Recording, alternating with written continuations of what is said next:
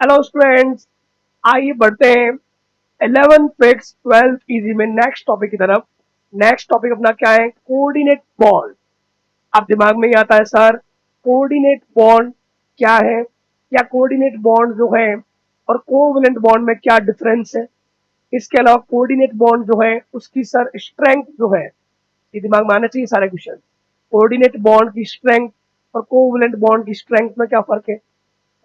पहला सब तो ये कि कोऑर्डिनेट बॉन्ड क्या होता है।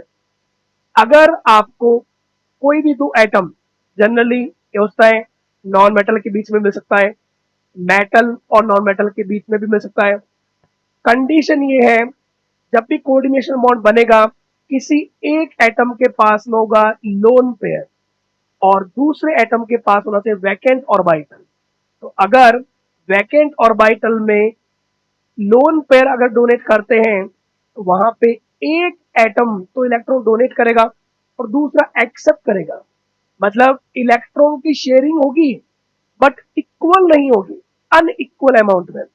Unequal unequal sharing of electron is known as coordinate bond. Coordinate bond में ध्यान रखना है हमें, कोऑर्डिनेट बॉन्ड जब भी बनेगा तो हमें ये पॉइंट ध्यान रखना है कि अगर जिनके बीच में भी कोऑर्डिनेट बॉन्ड बने, जिनके बीच में भी आपने आज तक किसी कहीं पे भी दिखा है, जैसे अगर मैं आपको बोल दूं कि अमोनिया है, अमोनिया के पास में लोन पेयर है और अमोनिया ने अगर रिएक्शन किया H प्लस से हाइड्रोजन, हाइड्रोजन आपको पता है हाइड्रोजन के पास में कितना इलेक्ट्रॉन होता है, 1 प्लस आ गया, मतलब वो भी इलेक्ट्रॉन मैंने निकाल दिया। तो ये ऑर्बिटल्स का क्या हो गया, वैकेंट। जो 1s1 था, 1s1 था वो भी इलेक्ट्रॉन निकाल दिया तो 1s0 हो गया। तो इस वैकेंट ऑर्बिटल में अगर ये लोन पेयर देता है तो इनके बीच में एक ऐसा बॉन्ड बनेगा जिसमें H प्लस और नाइट्रोजन के बीच में इलेक्ट्रॉन की अनइक्वल शेयरिंग होगी। Unequal sharing of electron is known as coordination bond. तो कोऑर्डिनेट बॉन्ड हमें ध्यान रखना है, इलेक्ट्रॉन की शेयरिंग से बनता है बट इक्वल शेयरिंग नहीं होता। कंडीशन ये है, एक के पास क्या होना चाहिए, लोन पेयर, और दूसरे के पास में क्या होना चाहिए, वैकेंट और वाइट। ओके, तो सिंपल सा सामने आपके सामने है, it is a covalent bond in which the shared electron pair come from one atom is called coordinate bond। Shared electron का पेयर जो है वो वन एटम से आएगा और दूसरा एटम अपने वैकेंट ऑर्बिटल में उसको एक्सेप्ट करेगा। Atom which provide electron pair for sharing is called donor. जो लोन पेयर देता है, जैसे यहाँ पे आपको दिख रहा होगा अमोनिया है,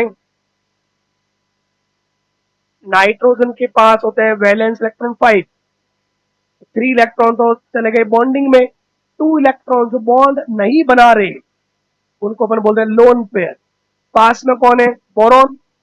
बोरॉन आता है सेकंड पीरियड में, तो सेकंड पीरियड वालों के पास ऑर्बिटल कितने होते हैं, 4। 3 ऑर्बिटल चले गए बॉन्डिंग में, 1 ऑर्बिटल बच गया वैकेंट। वैकेंट ऑर्बिटल में ये लोन पेयर देगा और कौन सा बॉन्ड बनाएगा, coordination bond.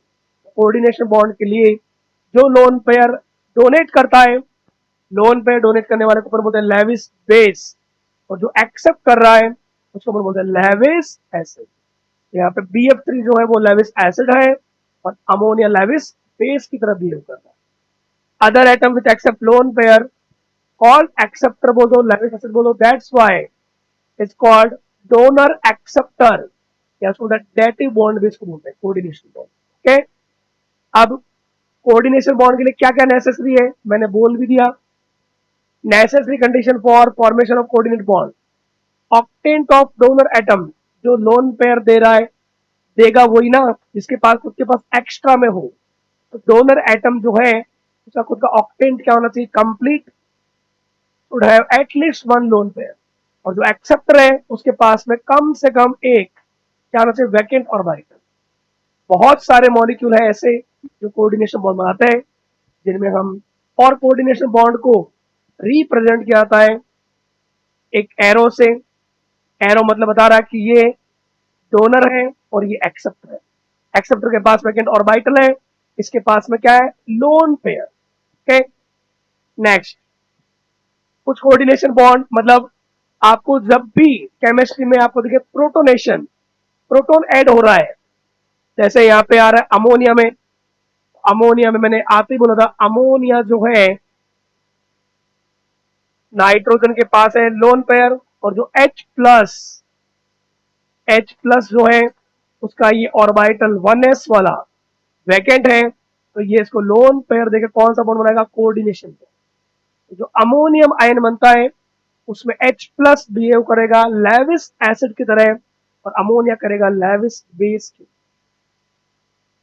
H plus proton add हो रहा है इसलिए इसको प्रोटोनेशन, तो यहां पे भी होता है।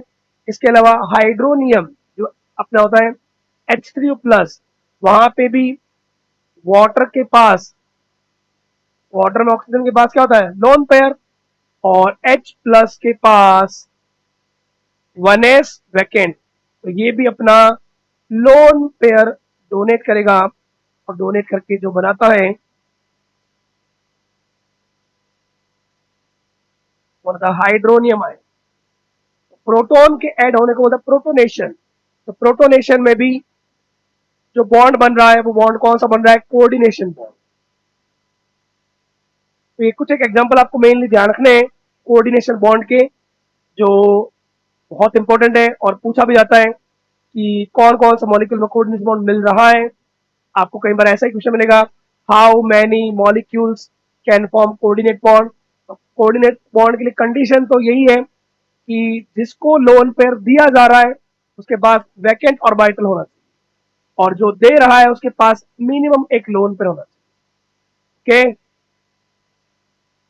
नेक्स्ट, अब दिमाग में असर क्या है, इनके और भी एग्जाम्पल हो सकते हैं, बहुत एग्जाम्पल हो सकते हैं। देखो जैसे मैंने बताया नीचे ओजोन, ओजोन जो होता है O3, O3 में भी ऑक्सीजन का एक तरफ होता है डबल बॉन्ड और दूसरी तरफ होता है कोऑर्डिनेट बॉन्ड। इस ऑक्सीजन के पास वैलेंस इलेक्ट्रॉन क्या है, 6 है, होने कितने चाहिए, ऑक्टेंट पूरा करना चाह रहा है। ऑक्टेंट पूरा करने के लिए ऑक्सीजन आता है सेकंड पीरियड में, सेकंड पीरियड वाले भी जो है उसमें मैक्सिमम कितने होता है, 2s2 2p6। वैकेंट ऑर्बिटल तो नहीं है इसके पास, बट वैकेंट इतना स्पेस है सेकंड पीरियड में कि उसमें मैक्सिमम 8 इलेक्ट्रॉन हो सकते हैं, बट इसके पास 6 ही है, तो ये ऑक्सीजन अपना लोन पेयर देगा, और यहाँ पे कोऑर्डिनेशन बॉन्ड मिलता है। सेंट्रल एटम भी आप देख सकते हो, सेंट्रल एटम ने भी 2 इलेक्ट्रॉन्स, 2 इसके 4, 2 इधर दे दिए 6, और एक इसके पास क्या होगा, लोन पेयर, क्योंकि ऑक्सीजन के पास वैलेंस इलेक्ट्रॉन कितने हैं, 6, 2 यहाँ चले गए, 2 इधर चले गए 4, 2 बच रहे। बात ये है, अगर यहाँ पे आप डबल बॉन्ड बना देते, डबल बॉन्ड अगर कई बार इंसान सोचता कि सर इसको ऐसा लिखते तो ये गलत होता। कारण ये है कि ऑक्सीजन जो है, ऑक्सीजन 4 कोवलेंट बॉन्ड नहीं बना सकता, क्योंकि ऑक्सीजन जो है, ऑक्सीजन का कॉन्फ़िगरेशन होता है 2h2 2p4, ये भी पेयर्ड है।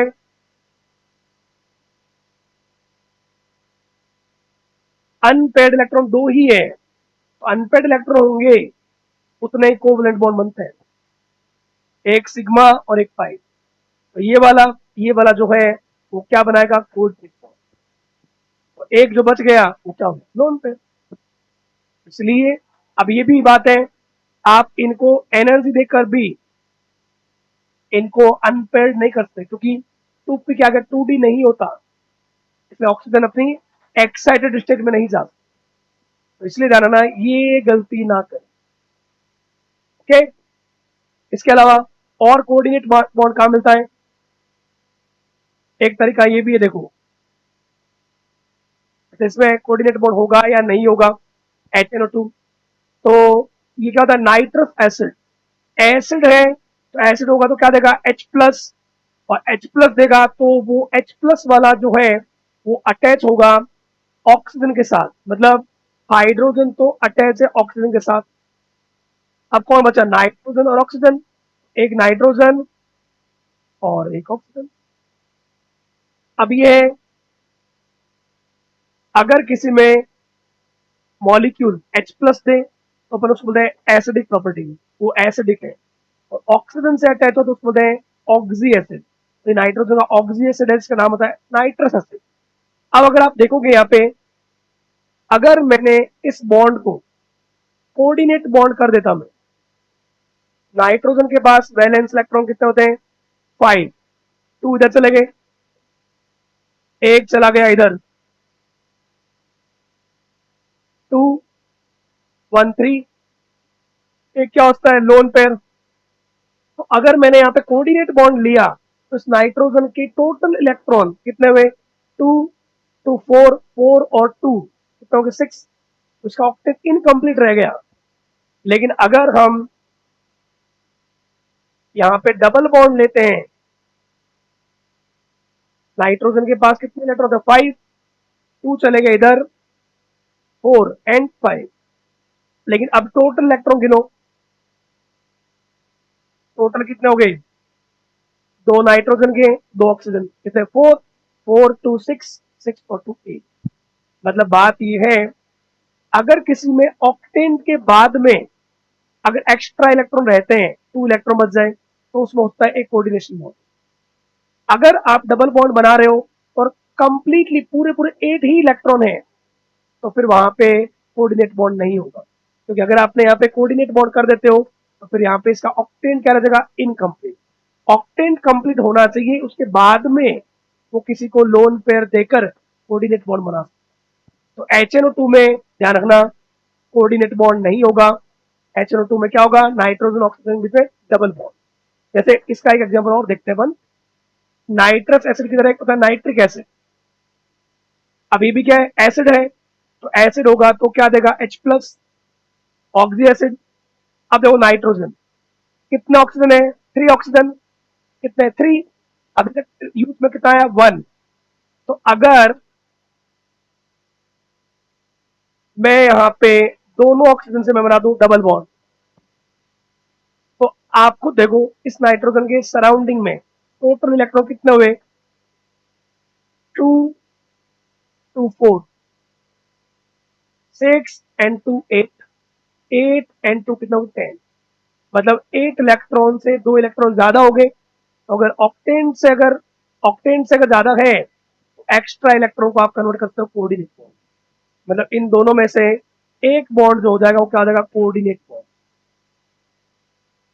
और नाइट्रोजन वैसे 5 बॉन्ड बना भी नहीं सकता, क्योंकि नाइट्रोजन जो होता है, नाइट्रोजन का कॉन्फ़िगरेशन क्या होता है 2H2 2p3। तो ये तीनों इलेक्ट्रॉन है अनपेयर्ड, अनपेयर्ड जितने होते हैं उतने ही बनते हैं कोवलेंट बॉन्ड। तो कोवलेंट बॉन्ड नाइट्रोजन में 3 ही बन सकते हैं, 1 2 3। अगर चौथा बॉन्ड बनेगा तो वो फोर्थ बॉन्ड हमेशा ही कोऑर्डिनेट बॉन्ड बनेगा। देख लो आपके सामने कोऑर्डिनेट बॉन्ड क्लियर। HNO3 में भी एक कोऑर्डिनेट बॉन्ड मिलता है। इसके अलावा और देखो, अगर मैं एक मॉलिक्यूल बोलता हूं SO2, सिंपल मेरे को पता है सल्फर है, किससे अटैच है ऑक्सीजन, ऑक्सीजन क्या बनाता है डबल बॉन्ड, ये डबल बॉन्ड, ये डबल बॉन्ड। सल्फर भी कौन सा ग्रुप में आता है ऑक्सीजन ग्रुप में, oxygen sulphur selenium tellurium polonium, जो ऑक्सीजन ग्रुप में आएगा उन सभी में वैलेंस इलेक्ट्रॉन कितने होंगे 6। अभी तक सल्फर के कितने इलेक्ट्रॉन यूज में आए, अभी तक सल्फर के 2 2 ऑक्सीजन की 4 2 एंड 2 4, सल्फर के कितने यूज में आए 2 एंड 2 4, अभी भी 2 इलेक्ट्रॉन पड़े, मतलब एक लोन पेयर। तो आप खुद देखो टोटल इलेक्ट्रॉन सल्फर के सराउंडिंग में टोटल इलेक्ट्रॉन कितने हुए 2 2 4 4 4 8 8 और 2 10, 10 आ गया, मतलब ऑक्टेन से 2 इलेक्ट्रॉन ज्यादा है, मतलब यहाँ पे एक कोऑर्डिनेशन बॉन्ड है। SO2 जो है उसको आप ये भी बना सकते हो, एक डबल बॉन्ड, एक कोऑर्डिनेट बॉन्ड और एक लोन। जैसा अभी आपने पीछे बनाया था ओजोन का, ओजोन में बस वहां पे सेंट्रल में ऑक्सीजन था, यहाँ पे सल्फर था, एक कोऑर्डिनेट बॉन्ड मिलेगा SO2 में भी। अगर आप करते हो SO3, सल्फर के साथ कौन है? ऑक्सीजन। ऑक्सीजन क्या बनाएगा? Double bond. तो ये रहा sulphur, double bond, double bond and double bond. Total electron देखो, दो मेरा, दो तेरा, चार, दो मेरा, दो तेरा, चार, दो मेरा, दो तेरा, चार। टोटल अगर हम इलेक्ट्रॉन देखते हैं सल्फर के अराउंड, सल्फर के अराउंड टोटल इलेक्ट्रॉन यहाँ पे आता है 12। तो 12 इलेक्ट्रॉन मतलब ऑक्टेन से कितने ज्यादा है? 4 इलेक्ट्रॉन। तो ऑक्टेन से अगर 2 इलेक्ट्रॉन ज्यादा है, एक कोऑर्डिनेट बॉन्ड। ऑक्टेन से अगर 4 इलेक्ट्रॉन ज्यादा है तो यहाँ पे 2 कोऑर्डिनेट बॉन्ड बना सकते हो। मतलब SO3 में एक डबल बॉन्ड, एक होता है कोऑर्डिनेट, एक इधर भी कोऑर्डिनेट। अभी भी देख लो इसका ऑक्टेन पूरा है। कोऑर्डिनेट बॉन्ड में कितने इलेक्ट्रॉन? दो, दो दो चार, चार और चार 8। क्लियर? SO3 में कितने कोऑर्डिनेट बॉन्ड? दो। तो ये आपको एग्जांपल ध्यान रखने हैं कि इनमें जो है वो कोऑर्डिनेट बॉन्ड जो है इनमें मिलता है। अगर ये एग्जांपल जो मैंने बताए इतने भी अगर आपने याद रख लिया तो इनमें से 100% इनमें से क्वेश्चन मिल जाएगा। एक और बेस्ट एग्जांपल है N2O5। N2O5 जो स्ट्रक्चर होता है उसमें भी नाइट्रोजन डबल बॉन्ड। मैंने आपको क्या बोला? नाइट्रोजन का अगर फोर्थ बॉन्ड बनता है तो फोर्थ बॉन्ड कोऑर्डिनेशन, बीच में होता है NON बॉन्ड, इधर भी डबल बॉन्ड। अब आप खुद देख लो, नाइट्रोजन क्या है फॉर्मूला? N2O5। क्या है? N2O5। ऑक्सीजन कितने हुए? 1 2 3। अभी भी दो ऑक्सीजन पड़ा है, पड़ा है तो, और नाइट्रोजन ने कितने बॉन्ड बना लिए? 1 2 3। नाइट्रोजन का तो फोर्थ बॉन्ड होगा, फोर्थ बॉन्ड कौन सा होगा? कोऑर्डिनेशन। फोर्थ बॉन्ड कौन सा होगा? कोऑर्डिनेशन। N2। N2O5 में NON बॉन्ड मिलता है, ये भी एक क्वेश्चन है। नाइट्रोजन के ऑक्साइड्स में N2O5 एक ऐसा होता है जिसमें NON बॉन्ड में मिलता है, ठीक है। इसके अलावा नाइट्रोजन का N2O4 जो है उसका स्ट्रक्चर मिलता है नाइट्रोजन, नाइट्रोजन N बॉन्ड, इधर मिलेगा डबल बॉन्ड, इधर वो मिलेगा डबल बॉन्ड। अब आप खुद देख लो, नाइट्रोजन ने कितने बॉन्ड बना लिए? 1 2 3, 3 बना लिए, 1 2 3। नाइट्रोजन मैक्सिमम कितने बॉन्ड बना पाएगा? 4। अभी भी कितने ऑक्सीजन इसमें बाकी है? ऑक्सीजन टोटल 4 होने चाहिए, 1 एंड 2 आए तो ये जो इधर आएगा वो कौन सा? कोऑर्डिनेशन। इधर भी कौन सा आएगा? नाइट्रोजन ऑक्टेन भी आप देख लो, कोऑर्डिनेशन बॉन्ड में कितने लेटर? 2 2 2 4, 4 2 6, 6 और 2 8। इधर भी 2 4 6 एंड 2। ओके, तो ये आपको ध्यान रखना है कोऑर्डिनेट बॉन्ड में। हाँ, एक कोऑर्डिनेट बॉन्ड में एक बात और, अगर कई बार मान लो सेंट्रल एटम के साथ आपको दे रखा हो हेलोजन, सेंट्रल एटम के साथ जो सराउंडिंग एटम है वो हेलोजन दे रखे हो, तो उसमें आप एक ऐसा ट्रिक मान सकते हो, जितने आपको यहाँ पे माइनस मिलेंगे वो माइनस वाले जो होंगे वो कौन सा होंगे? Coordinate bond. जैसे अगर PF6 माइनस है, या एक मॉलिक्यूल बोरॉन का भी आता है BF4 माइनस, या एक बोरॉन का ये भी आता है BOH4 माइनस, ये जो आता है जितने नेगेटिव आएंगे, मतलब BF4 माइनस में बोरॉन जो है 1 2 एंड 3, ये 3 तो हो गए कोवलेंट बॉन्ड। बोरॉन के पास वैलेंस इलेक्ट्रॉन भी 3 होते हैं। बोरॉन आता है 5 नंबर पे, लास्ट में आता है 2s2 2p1। तो ये 3 इलेक्ट्रॉन जो है ये तो बना लिए कौन से? Covalent bond. बट जो फोर्थ बॉन्ड है इसके पास है वैकेंट ऑर्बिटल, और जो F माइनस है, F माइनस के पास होता है लोन पेयर, तो ये बनाएगा कोऑर्डिनेट बॉन्ड F माइनस। बात ये है, अगर आपको ऐसा कोई कंपाउंड मिले जिसमें सेंट्रल एटम के साथ हेलोजन अटैच हो, या OH हाइड्रोक्साइड आयन हो, है ना, तो आप जितने माइनस देखोगे वहां पे उतने उसमें क्या मिलेंगे आपको? Coordinate bond.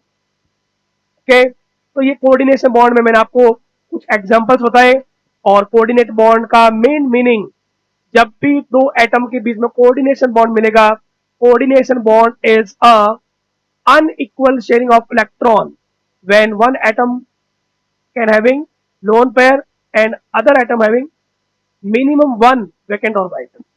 मिनिमम एक तो होना ही चाहिए. वैकेंट ऑर्बिटल होगा, उसमें सामने वाला एटम अपना क्या देगा, लोन पेयर. तो जो बॉन्ड बनेगा उस बॉन्ड को बोलेंगे कोऑर्डिनेशन बॉन्ड. जो लोन पेयर डोनेट करता है उसको बोलते हैं लेविस बेस, और जो लोन पेयर एक्सेप्ट करेगा उसको बोलते हैं लेविस. ओके, तो ये कोऑर्डिनेट बॉन्ड में था. ये इतने एग्जाम्पल थे, ये एग्जाम्पल याद रखना. एक और मैं बता देता हूं, एक लास्ट एग्जाम्पल बता देता हूं, ये भी बहुत इंपॉर्टेंट है. KI3 मतलब K plus I3 minus. K plus जो होता है एक कैटायन और एक एनायन. कैटायन और एनायन के बीच में तो यहां तो होता है आयोनिक बॉन्ड, बट जो I3 माइनस है, I3 माइनस में आयोडीन, आयोडीन, और इधर एक होता है I माइनस. I माइनस का इसके साथ होता है कोऑर्डिनेशन. सेंट्रल एटम पे 3 लोन पेयर रहते हैं, 3 लोन पेयर और 2 सिग्मा, मतलब sp3d रहता है और लीनियर रहता है I3 माइनस. तो ये एक कैटायन है और एक ये एनाइन है, इनके बीच में आयोनिक बॉन्ड. इस आयोडीन के साथ होता है कोवलेंट बॉन्ड, बट यहां पे होता है कोऑर्डिनेट बॉन्ड. मतलब इस एक मॉलिक्यूल में आयोनिक बॉन्ड भी मिलेगा, कोवलेंट बॉन्ड भी मिलेगा और कोऑर्डिनेट बॉन्ड भी मिलेगा. ओके, तो ये एग्जांपल थे कोऑर्डिनेशन बॉन्ड के. जुड़े रहिए आर्म्स एकेडमी के साथ. Thank you.